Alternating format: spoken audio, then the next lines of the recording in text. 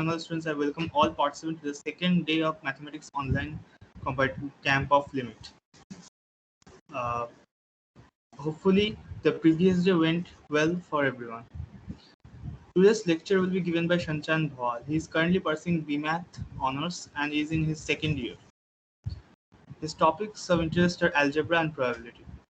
I welcome him to speak on the topic visualizing groups.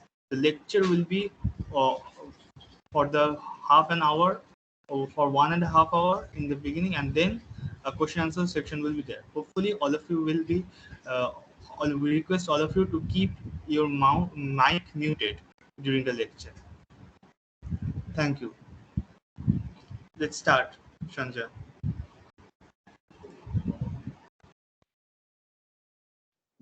Am I audible? Hello. Yes. Yes.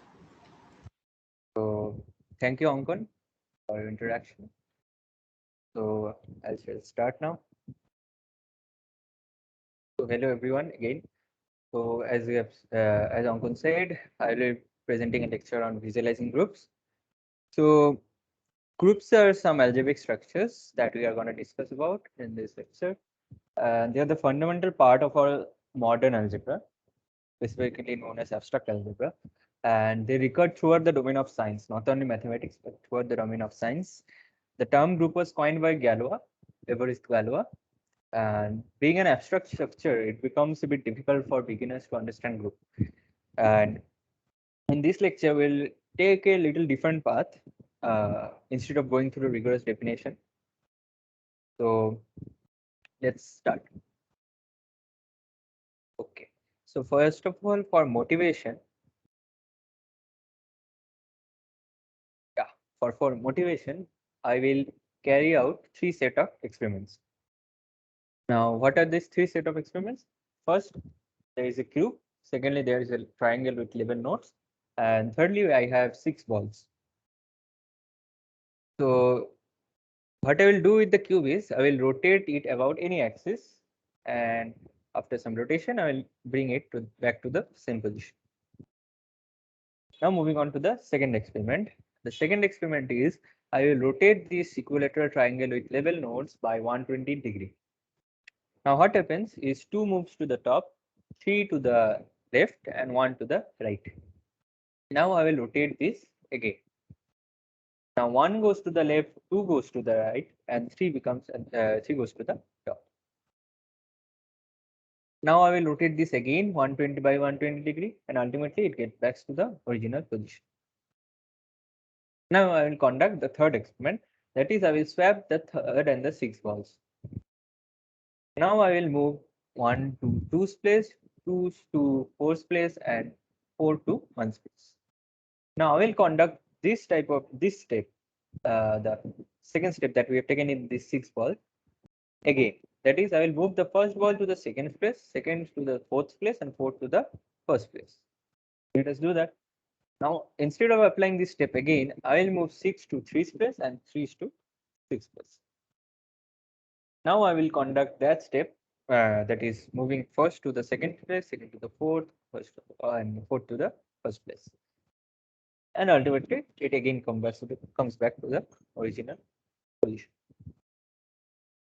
Now, why we are suddenly doing such strange experiments? And so these are the questions that come into our mind. So first of all, what is common? And second of all, what is the need of such experiments?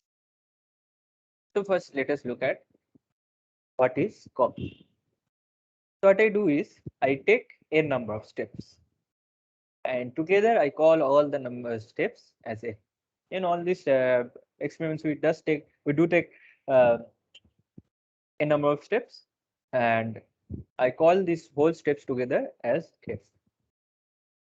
So this was the initial position of the cube and this was the final position of the cube. And what we are basically doing is I'm applying this number of steps to this configuration of the cube and I'm getting back this cube again. And this is not only for the cube, this is for the 6 balls, this is for the triangle with level nodes, and for all set of experiments, the initial and the final position is same. That is the common thing in between the among the experiments. So there is a symmetry in the object in all the configurations we have taken. Now, group theory is the study of this symmetry. Now, how do we study symmetry? We'll see throughout this lecture. Now we will see what is the need of such groups. What is the need of group theory? Now, where do we encounter symmetry? It's everywhere. Hence, group theory can be used whenever we see some pattern or symmetry. For example, this Rubik's Cube. Rubik's Cube can be solved through group theory. Obviously, the Rubik's Cube solvers don't use group theory, but still it can be solved with group theory. And secondly, we observe patterns in numbers. So it can be observed, it can be, yeah. So it can be found in, it can be used in number theory also. For example, the Fermat's principle that we learned in elementary number theory can be easily proved with group theory. Similarly, there is for quadratic polynomial, for finding the roots of quadratic polynomial, we know there is Sridharacharya formula. We can just put the values and we can get a result of the root. Similarly, we can do this for cubic polynomials with Cartan's method. For biquadratic also we have a method, but there is no such method for quintic polynomials or the degree polynomials with degree 5. So why do we don't have? Actually, you can never find a closed form, and it can be indeed proved by group theory. Now the interesting part is symmetry is found in nature, and physics studies nature. So physics also has implementation of groups. So these were some needs of group, and you can see how it recurs toward the domain of science, not only mathematics. Yeah, that was the two questions that I answered. Now let us perform another set of experiments. Instead of 6 balls, I will take 3 balls. And what I will do is, can you see my video? Anyone can tell me? Hello. Yes. Yeah. So I have 3 cards. I don't know this lateral inversion thing. I don't. What can you see? Can anyone confirm what is the order from here to here, from here to here? Can anyone confirm, please? You can unmute and tell. Hello. We cannot see your cards. Please Oh, you put it can't. up. Okay, okay. Yeah. Yeah.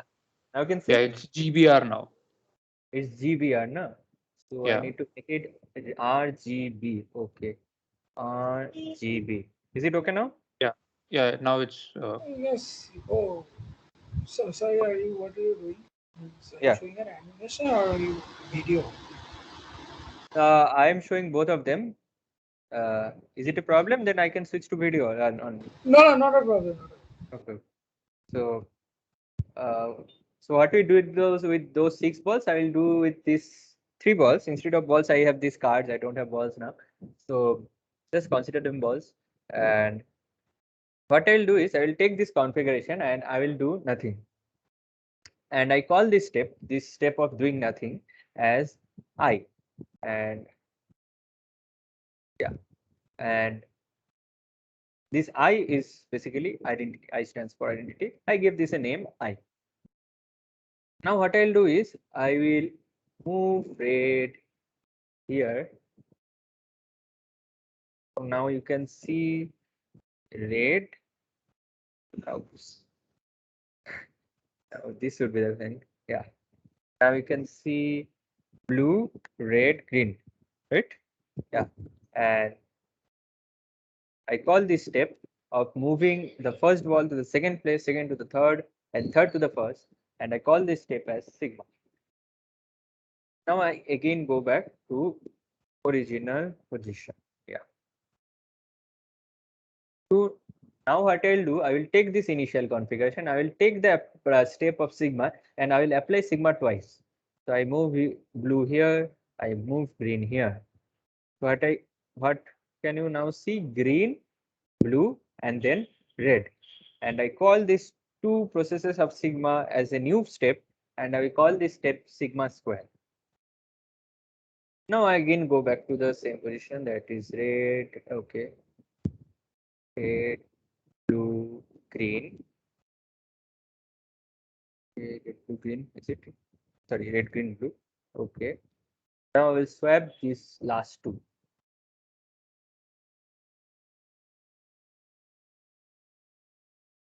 So it becomes red, blue, green, and I call this step as tau. Now if I apply tau again, what will happen? It goes back to the original position, right?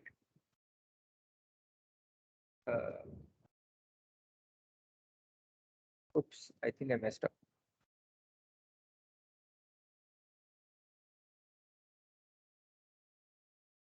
Is it showing red, green, blue? I don't know. This lateral inversion is confusing me. What are you seeing now from here to here, from left to right? If you consider lateral inversion, then it's red, green, blue. Yeah, it's okay, na? Nice, thank you. Okay, now this with this configuration, I apply tau once. This blue comes here, green moves here, and now I'll apply sigma. Now what is the think I again messed up. This is the configuration. This is out. This was the original. This becomes green, red, blue. Yeah. So this was the original configuration. I applied tau and then I applied sigma. So now the configuration becomes green, red, and blue. And now I call this step sigma tau. Why? Because I'm applying tau first, then I'm applying sigma. Now I'll again go back to the original position. And now instead of applying tau first, I will apply sigma. That is blue goes here, red goes here, green goes here. And now I will apply tau. Yes, I'm doing it right. Yeah. Now it becomes blue, green, red. And these are the 6 possible steps we can take. We can't take any more steps. If we take any more step, whatever, we will get any one of the step in between among these steps. And these are, so what I do is I will take this step and I will form a set with this, and I call this set G. Okay, and if I apply these steps here one by one, I get this configuration of these 3 balls, and these are nothing but permutations. Now with this, we did this thing. Now I will list the observations made. So let's make a table and note our observation.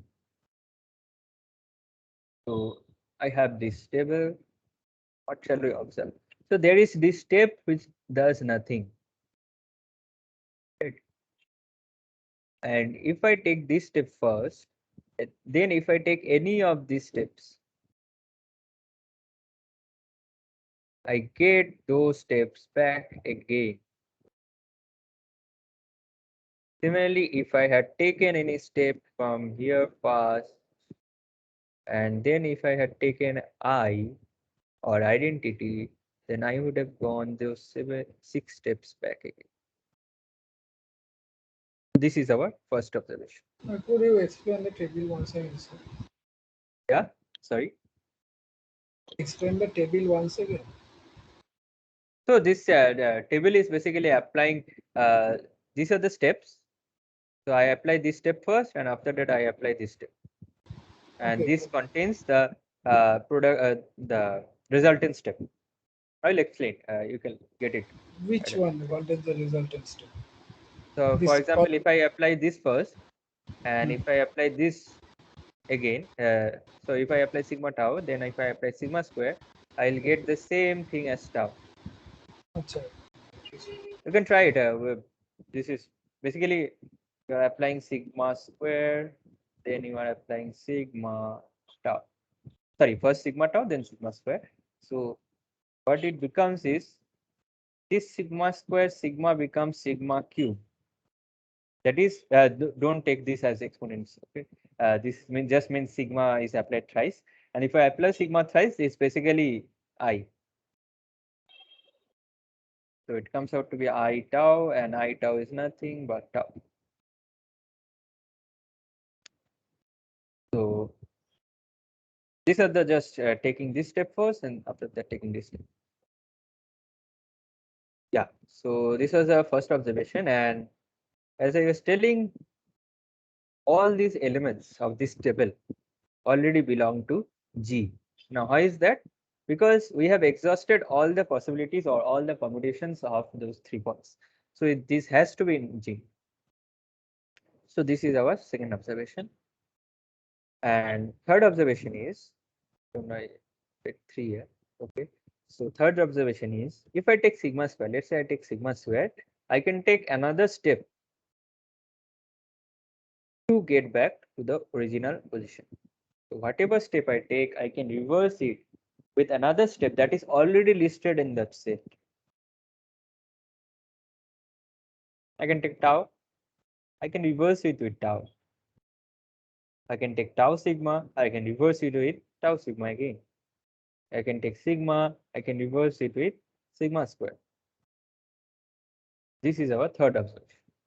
The fourth observation is, if I compose any 2 steps, that is taking one step and then I take another step, I will get back a third step, and that third step is definite. If I do it anytime, anywhere, I will always get the same step back, provided the definitions are same. If you call tau as any different thing, then it will not be same. So provided the definitions are same, it has to be that step. So it's definite. So these were our 4 observations. It is this. Yeah, so these were our 4 observations. Composition is definite. Yes, it's definite. Composition of 2 elements is again an element in G. Composition of identity, that is I, with any other element or any other step is again that step back, gives again that step back. And all the actions or all the steps, all the elements are reversible. So this table is known as multiplication table, and it was done by Cayley first, often known as Cayley table. Cayley. Cayley has got some nice contributions of good theory. Okay, so these were our observations. And now I will finally go to groups. So now we have all the rules ready. Henceforth, we can construct our groups. So instead of taking those big rules, I'll give all the rules a name. First rule, closure. So what does this rule state? If A belongs to G and B belongs to G, then A compose B also belongs to G. So composition means we are just taking 2 steps, one after another. And the second rule that I have not listed in the previous is nothing but associativity. In the previous 4 rules, I have not listed this rule, and this is a very basic rule. It just says that if I apply B compose C first, and then if I apply A, it's same as applying C first and then A compose B. So this is associativity rule. And the third rule is existence of identity. Now, what does this say? It says there is an element in G such that if I take that action first and if I take another action after that, I'll get back to a third action, which is the second option itself. Similarly, if I apply for first step and then again E, I'll get back the same step.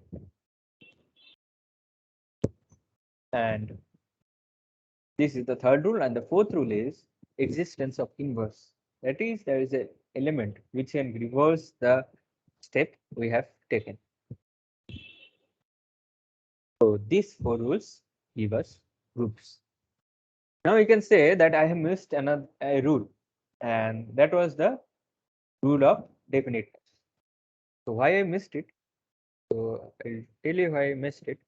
Because this is not a property of group, this is rather a property of this thing. And in all the previous slides, I've told this that this is composition. Composition, but however, this can be more general. That is, this can be any binary operation, any binary operation, plus, minus, multiplication, division, oops, division, anything more? Yeah, composition of functions, anything can be any general binary operation. And this binary operation, so basically that property was for this binary operation and not group. So what does this group constitute? It constitutes of a set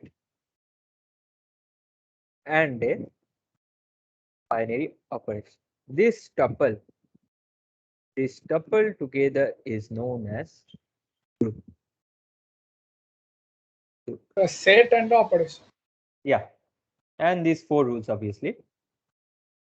And binary operation obviously follows the rule of definiteness, so we don't need to bother about that. So just these four rules, set and the operation. So finally, we have got two groups. So this was all abstract. We have not encountered numbers yet in this throughout the slides. So whenever mathematicians see something, observe something, they try to code it with numbers. So now I'll move to numbers. So now let us take a set and let us take the famous set of integers and I take the operation as plus. Now let's see, does it form a group or not? So first let us check for closure. I add two integers, I get back another integer. And this integer is being listed here. So it's closure. Yeah, it follows addition, associativity, we all know that.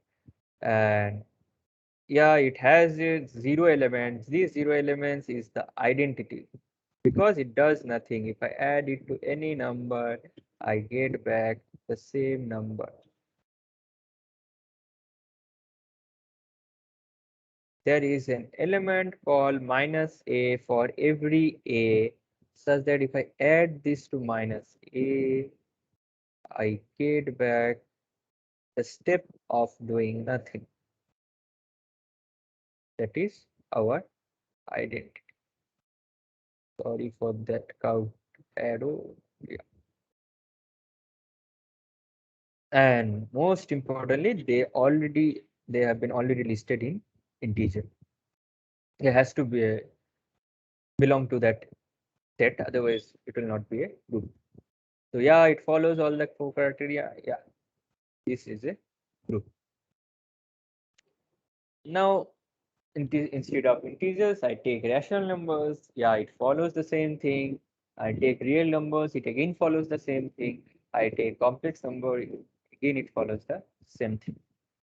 Now, let us get to a non-trivial example, that is irrational numbers.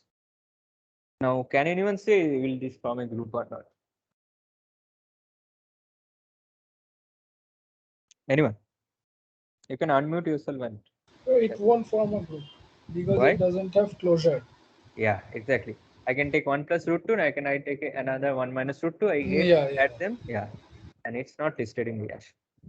So as I said, this is not a group because it doesn't follow closure.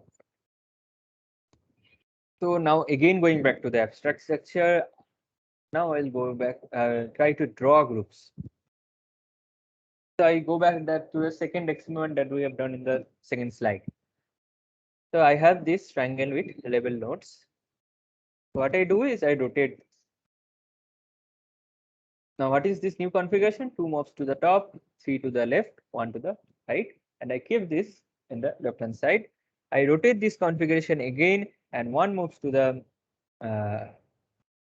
sorry, left hand side, and 2 to the right hand side, and 3 to the top. And I keep this here. Now I again rotate this and it goes back to the original configuration. Now instead of rotating this, what I'll do is I'll not flip it about this axis and I'll keep this here. Now I have flipped this configuration. I will also flip this configuration and also this configuration. I'll keep 3 of them here. Now I will denote the flip with red arrow and rotation with blue arrow.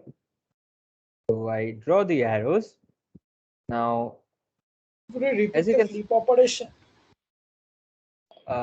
okay. Try it. Yeah. I flip it. I keep it here. That's also rotation. Huh? No, it can't be a rotation. About It's a flip. the media through from the Yeah, parameters. I'm talking about 3D. Sorry, 2D only. Yeah, Okay. you can, that is also a rotation in that case. Yeah.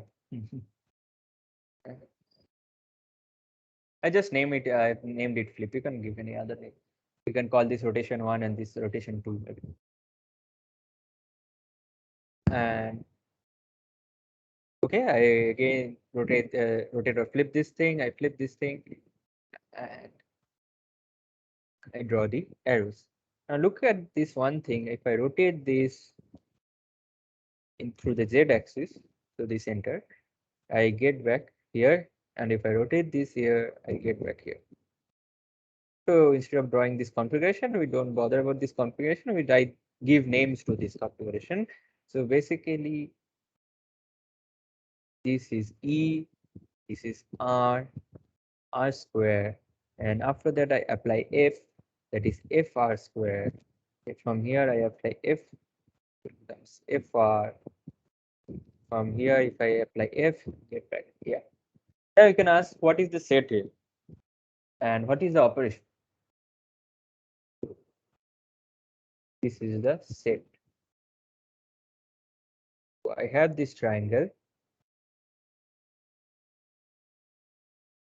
with level nodes. Let's say this 1, 2, 3. Let's say this is 1, 3, 2. Now, f is a function which maps 1 to 1. F is a function that maps 2 to 3 and 3 to 2. Similarly, all of this is a function. R is a function, R square is a function. Now we can see why I have written R square, because I'm applying R twice.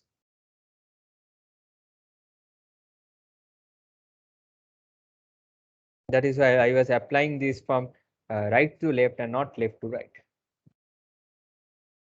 So the set is nothing but E R square dot dot dot F R square along with the binary operation. Here the binary operation is nothing but composition of functions. This is our whole group. Oops.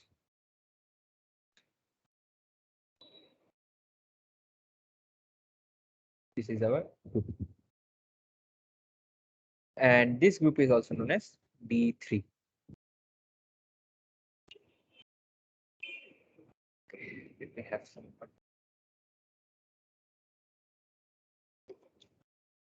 And this diagram is also known as Cayley diagram. Okay, let's see some more Cayley diagram. This is the Cayley diagram of S4. So S4 is the population group of 4 elements. In one of the previous slides, we took 3 balls and rearranged them. Instead of 3 balls, if you would have tried it for 4 balls, then we would have again get a group with this as its Cayley diagram. Now this is a dihedral group of 4, that is D4. In the previous slide, we saw D3. And what was it D3? Because there it was a triangle. Instead of triangle, if we had taken a square with level nodes, then we would have got this Cayley diagram. What is dihedral and what is S? S is a permutation group of 4 elements. Just as we did now. What does that exactly mean? So we have those functions, sigma, tau, that we did it What with. are these functions for a permutation group, and what are those functions for That is what I explained in the with these thick cards. It maps red to the blue wall once. Sometimes it maps to the green wall, like that. Similarly, for 4 balls also you can do this. So this so there will be 24 functions, and those 24 functions with composition forms this group S4, D4, and Z. This is the Z5, and I will discuss in the next slide what is Z5. So this is the cyclic group of order 5.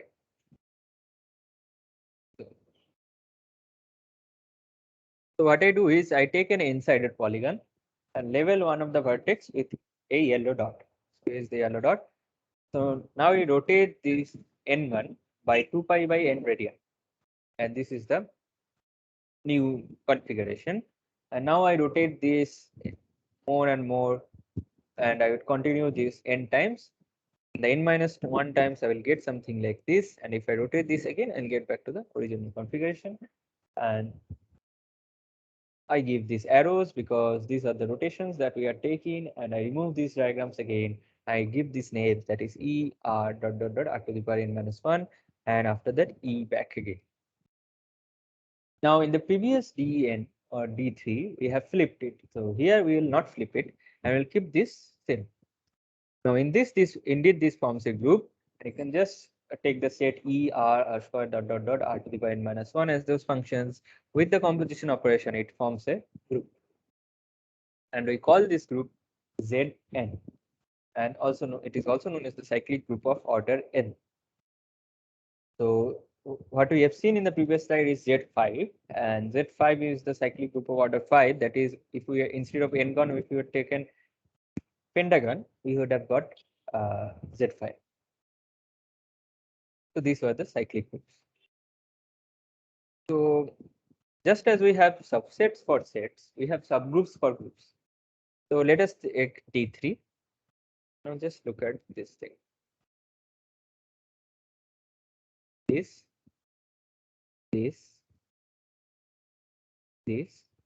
and these arrows.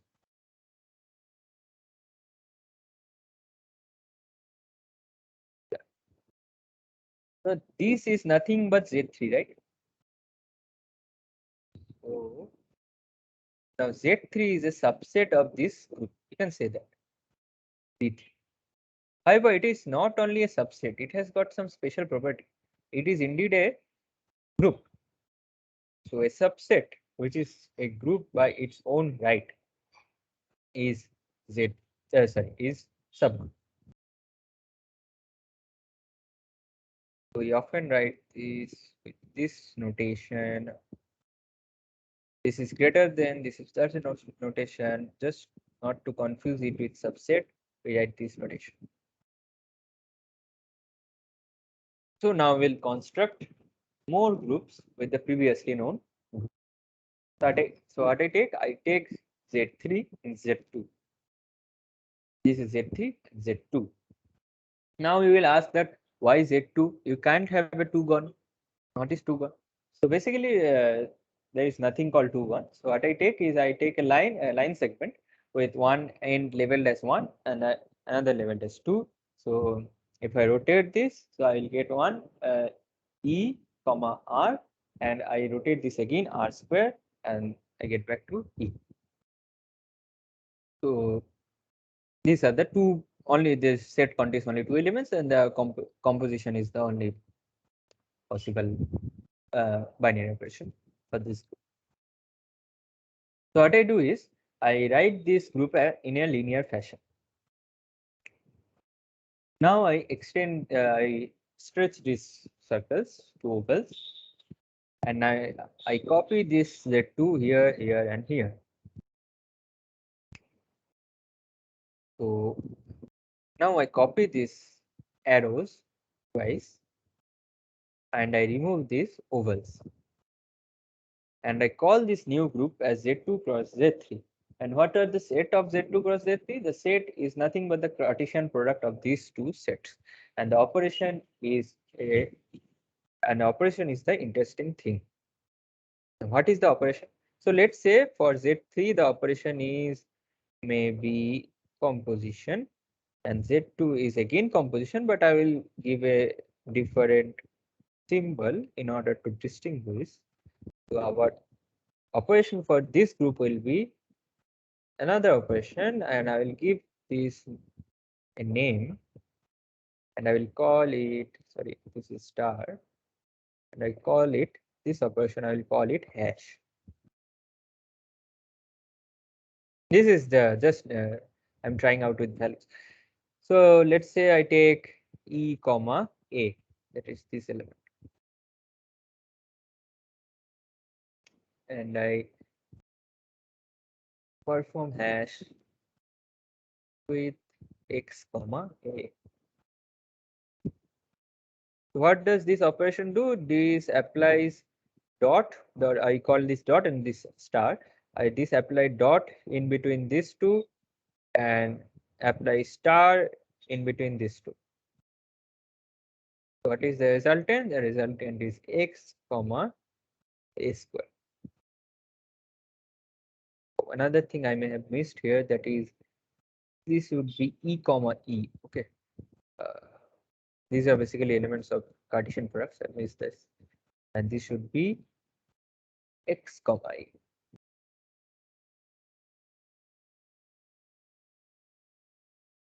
Now, can anyone say what is the identity of this group?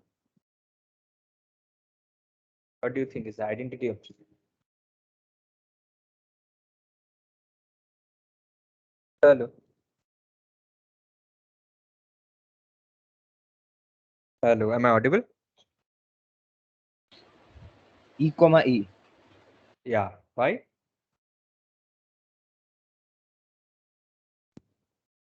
Like, because if we multiply any element with the E comma E, then we just get that same element because Yeah. E is the identity. So So because it's not because identity, it's because you are proving it to be identity. yes. Yeah. And that's not multiplying. Yeah. We are just applying another operation. It may seem to be multiplying, but it's another operation. Yes. We just don't write those operations in between them in order to, otherwise it gets a bit messy. So we have constructed more groups with the previously known groups. Now we will see isomorphic. Now just look at these two Kelly diagrams. Now what do you think? These two Kelly diagrams are different or same? It's same, right? So, but I can say this is the Kelly diagram of S3. What is S3? S3 is the group of permutations of three elements, that three cards. So I can say this is the Kelly diagram of S3, and this is the Kelly diagram of D3. But you will see this, these two looks identical. Yeah, it looks identical. And when we have two identical triangles, what I do, I name this congruent triangles. Similarly, we have a notion of congruency here, and don't call it congruency. We call it isomorphism or isomorphic groups. So we say that S3 is isomorphic to D3 whenever we have same Kelly diagrams. However, we will say now from a for S3 we have sigma tau, and we have for D3 we have FR. Then it's too different. The sets are different. Yeah, the sets are different, but you can anytime you can rename it. You can rename sigma as R. You can rename tau as F, and just the rename will give you the two groups. From S3 you can go to D3. From D3 you can go to S3. For small groups, it doesn't matter. For larger groups, as I will show, that studying a group might be simpler than studying another group. So let's see it. So here I have two similar looking Kelly diagrams again. However, the first is one is the group of symmetries of a cube, and the second one is the permutation group of four elements. Hence, we can study this permutation for four elements, and we can get knowledge about the symmetries of the cube. So you can see how powerful this concept may be. So now I will go to a different concept. What I'll do is I'll try to define functions from G to H. And for sets, we have function. For groups, we should have some different thing, which is much more interesting. Otherwise, it will be as what we'll do with mere functions. So this phi that we define from G to H should have nice properties. So what I do, I always, whenever I start with phi, I map the identity of, identity for this group to that group. Okay. Now I map A to, let's say, B squared. Okay. Now, in order to preserve this group structure, for sets, we do not have to preserve anything. We can just map it to anywhere. But for groups, if we want to preserve the structure, what I will do is I will not only map the nodes, I will also map the arrows. So this arrow moves here. Now, where should this arrow move? Anyone?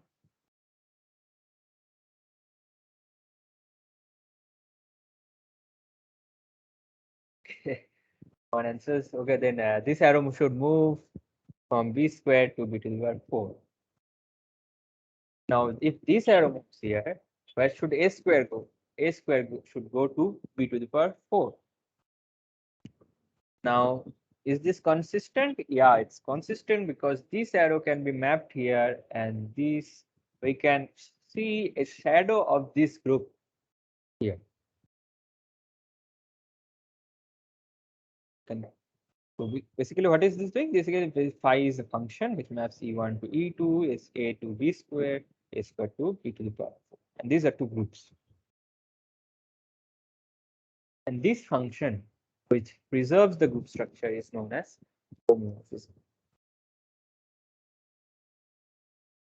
Okay. Let's now see another thing. So I have these two groups again. I map E1 to E2, but this time I will map A to B. For the arrows to be preserved, what should we do? I should map this arrow here. Now, where should this arrow get mapped? This should get mapped here. Hence, what should be phi of A square? It should be B square. Now, where should this arrow get mapped? This arrow gets mapped here. And phi of E1 now becomes B3, B to the power cube, B cube. But this is not a function. So we can't do this. So we can see that all functions can't be homomorphism. But homomorphism should be a function. With that special property, it preserves group structure. Now, what do we mean by preserving group structure? Let us look at it with mathematical notation. So I have this x here. I have this x here. I apply y. I get x star y. Now I map x to phi of x. Now why should this y get mapped? It should get mapped to phi of y. Now what should I get as phi of x when I apply phi of y to phi of x? I should get phi of x composed phi of x dot phi of y. Just a different. There are two groups from G to H, so I have denoted with two different binary operations. And indeed, this should get mapped to there. So what can we say? I can say that phi of x star y equals phi of x dot phi of y. And this can be written as this. So we often don't write those binary operations because it becomes messy. So this is the criteria of homomorphism. So The homomorphic functions are multiplicative. Multiplicative in the sense you are talking about that number theoretic multiplicative? No, not just multiplicative, like from f of x y equal to f of x. You can name it multiplicative. I don't have any problem in that, but homomorphism have this definition. If you want to mean that number theoretic multiplicative, then it's not same because that has some defined applications. But here it has that definition, a function which goes from group G to H and with this property. Whichever function follows this property, you can say that it's homomorphism. Okay. So now let's move to a symmetric group of a set. We have seen a symmetric group of 3 poles, right? So let us take a finite set. Let it be X. Now I take the cardinality of it and I take it to be N. Now what can I say? A symmetric group of a set is just the permutation of those elements of a set. We take any set, I take 1, 2, 3, I permute them, and I call the set of those permutations. Permutation is basically the functions, and I call those the set of permutations a symmetric group of X, if X is the set. As you can see, that symmetric group of X is obviously isomorphic to Sn. Why? Because if you draw, it's basically renaming those. We are renaming one as red. So Yeah. you said permutations. Yeah. So X is a set, but what about like identical objects? Like, can the permutations of those objects constitute a group? Mm. Thus, sets constitute identical objects. No, but what about identical objects? Like, can we like have identical objects in group theory?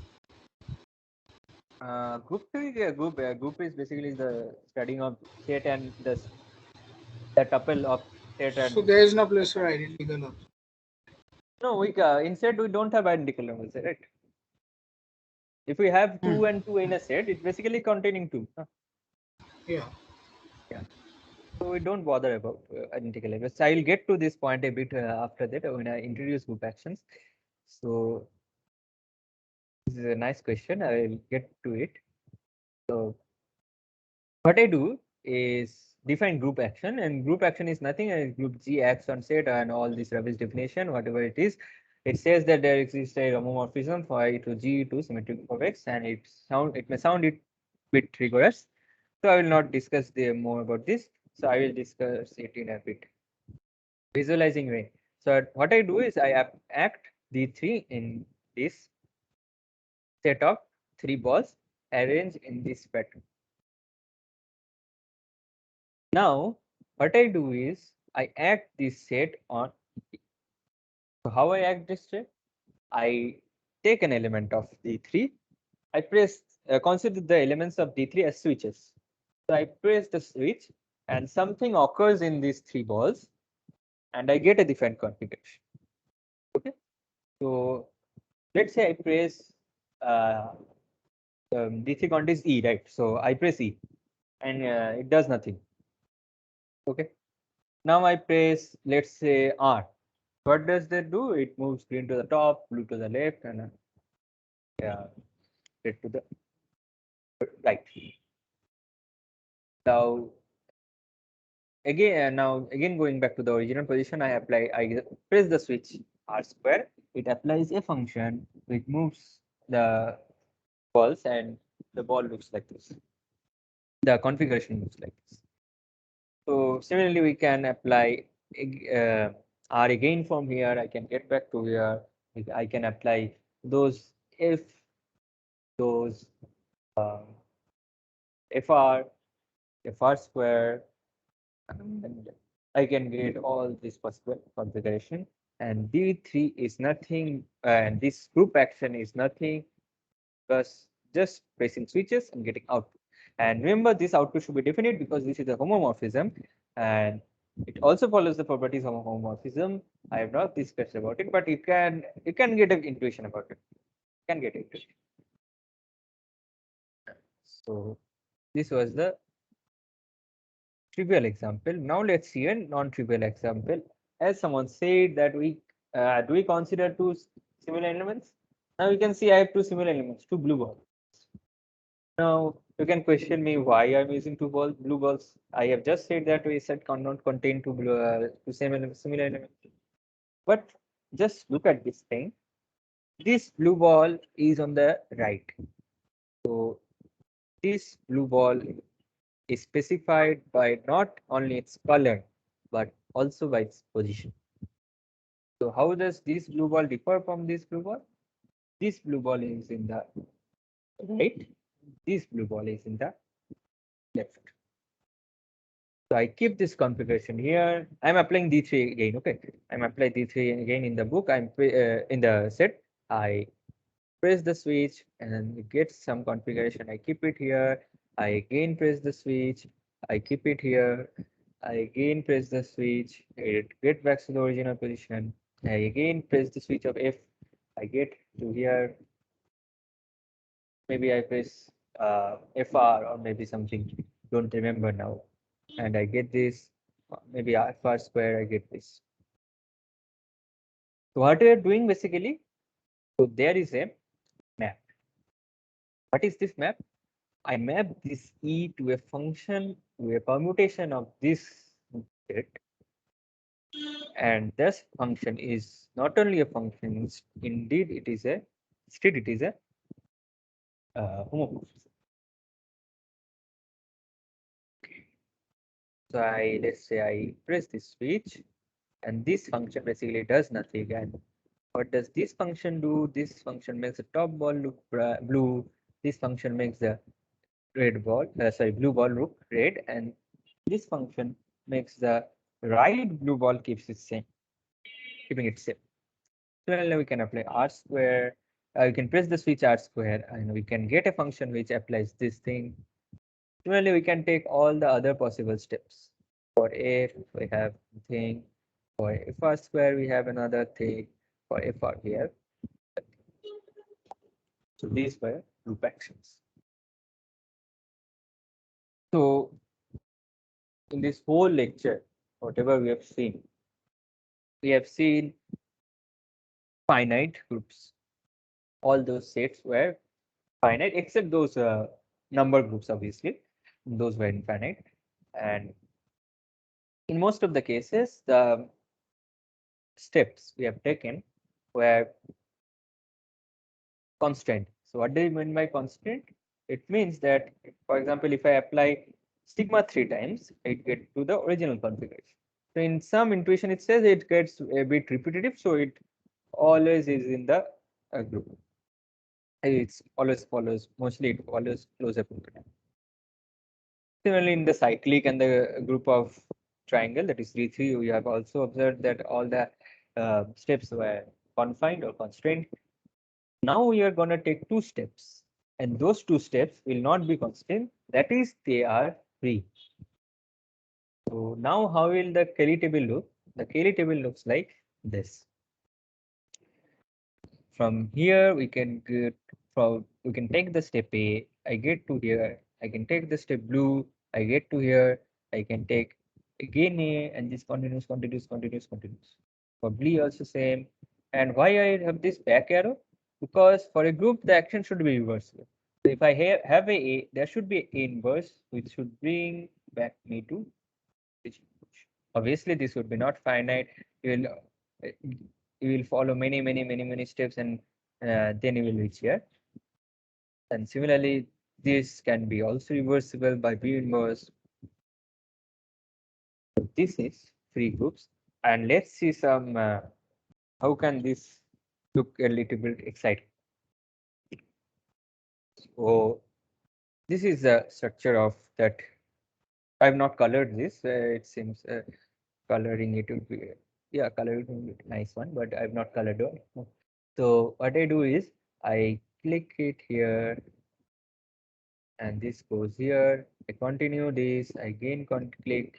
I again click. And this pattern continues again and again. And this pattern is nothing, also known as, you might have known this. This is the Vexec factoral. And this is the Kelly diagram of free groups. So that's it. This is my references. So this is a really nice book, Visual Group Theory by Nathan Carter.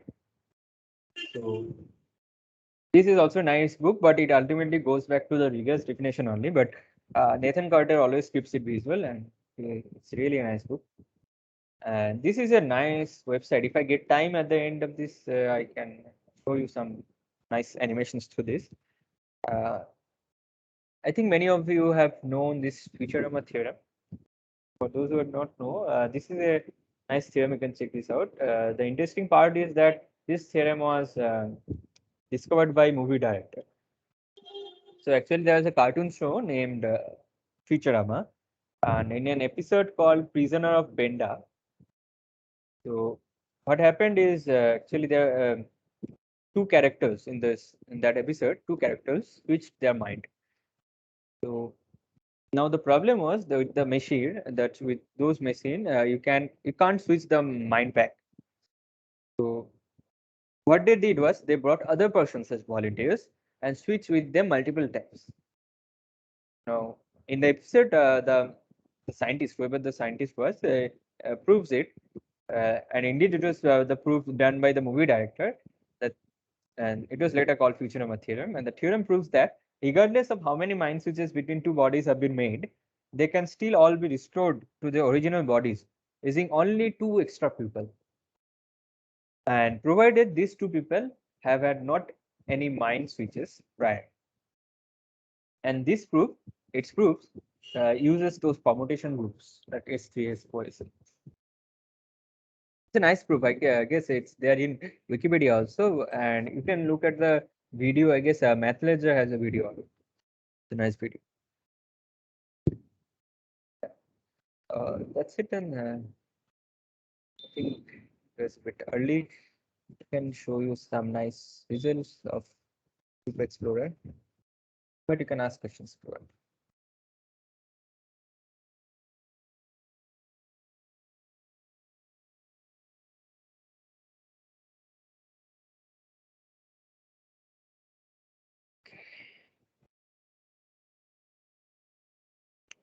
I'll try opening that Loop Explorer thing. In the meantime, you can ask questions.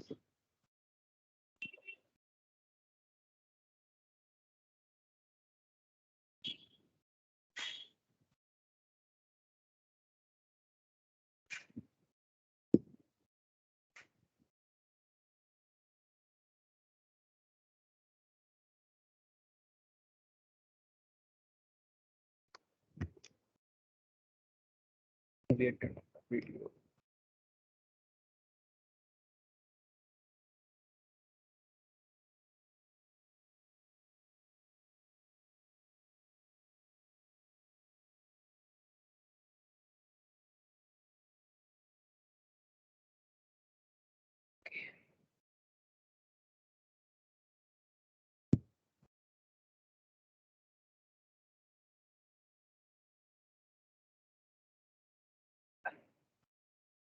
So I guess my screen is visible.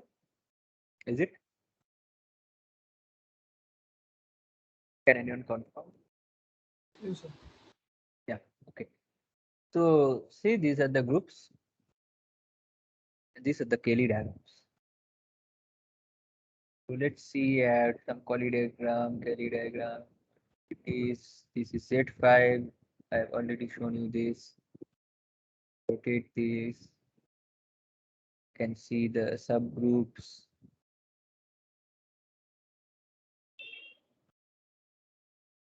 You can have S3. S3. They have now named F and R here. You can give any other name also. But this is S3. Let's look at some complex groups. Let's say Z2 cross Z2. Yeah, this looks nice. These are the three tuples. These are all the elements of this Cartesian product. And as I've seen you, this is the identity. Let's look at some more groups.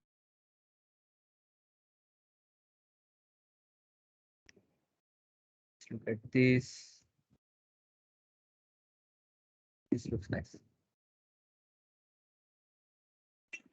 You can play around with this. This is a nice website.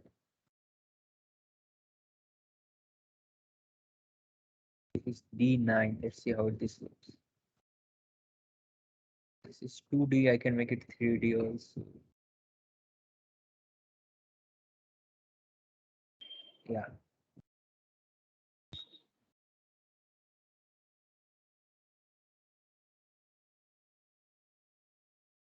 And see, just look at this thing. Yeah, they have not given double arrows. This lines without arrows means double arrows basically. From here, you can apply F to go to here, and you can apply F to here to get back to here.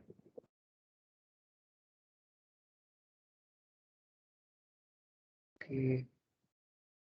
There's Z2 Z10. This is S4. This is A5. Okay, let me show A4. This is A4. Yeah, this is A4. Now, what is A4? A4 is basically the tetrahedron. Instead of cube, if we had taken the symmetries of tetrahedron, then it would have been A4. If I'm not wrong, I guess that is only A4. Let's look at the object of symmetry. Now, object of symmetry is the object through which we get the, yeah, see, the object of symmetry is tetrahedron. So I rotate this by anything, and I get it. These are the multiplication tables, and I don't know what is this cyclic graph. Cycle graph. Z3 cos Z3. This is also nice. Make it 3D.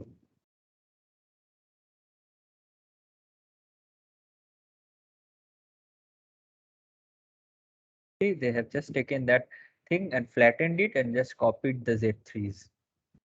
They've also copied those arrows.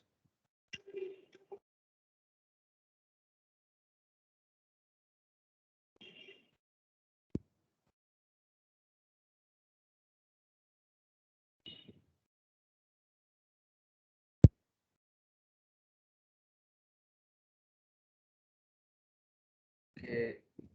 Yes. No more questions. No more questions, I guess.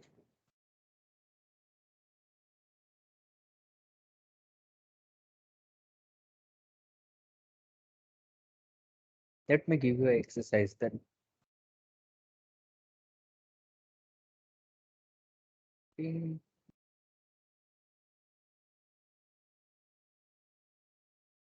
Whiteboard.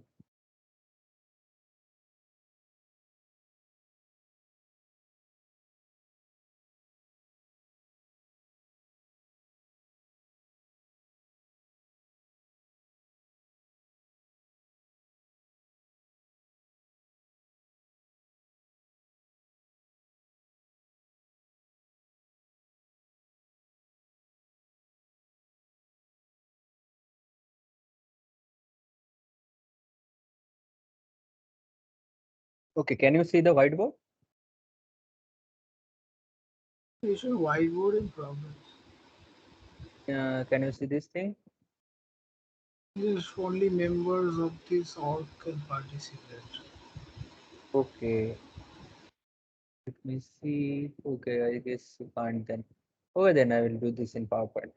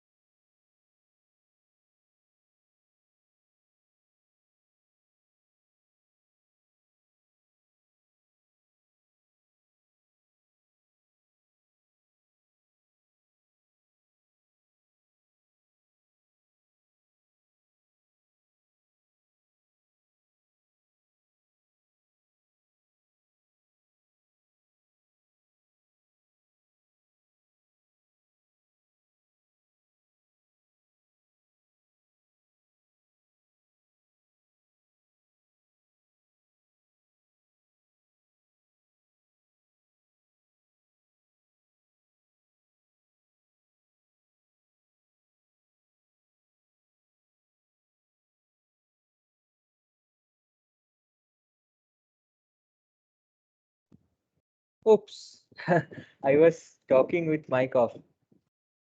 Sorry for that.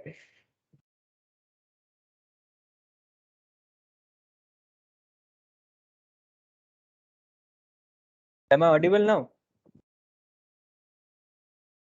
Yeah. Yeah. Sorry for that. So let's say I take a subset. Oh, I take a subset H of G. So try to prove that the cardinality of H has a set. So the cardinality of that set actually divides the cardinality of G.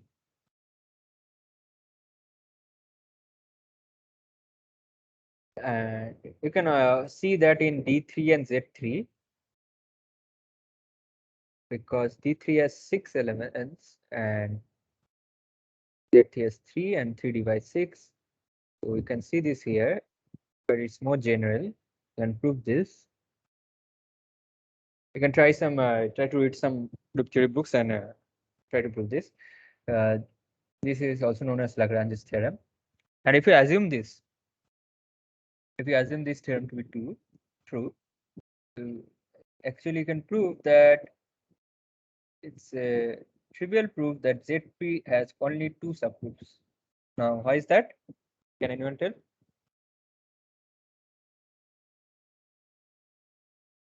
Hello. Because 1 and Yeah. 3 are only factors. No, I need the subgroups. Now, what is the cardinality of ZP? Anyone can unmute and answer.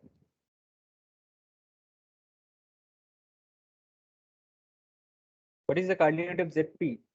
Yes, what does ZP mean? ZP means the rotation of the P gun with labeled with one vertex as labeled.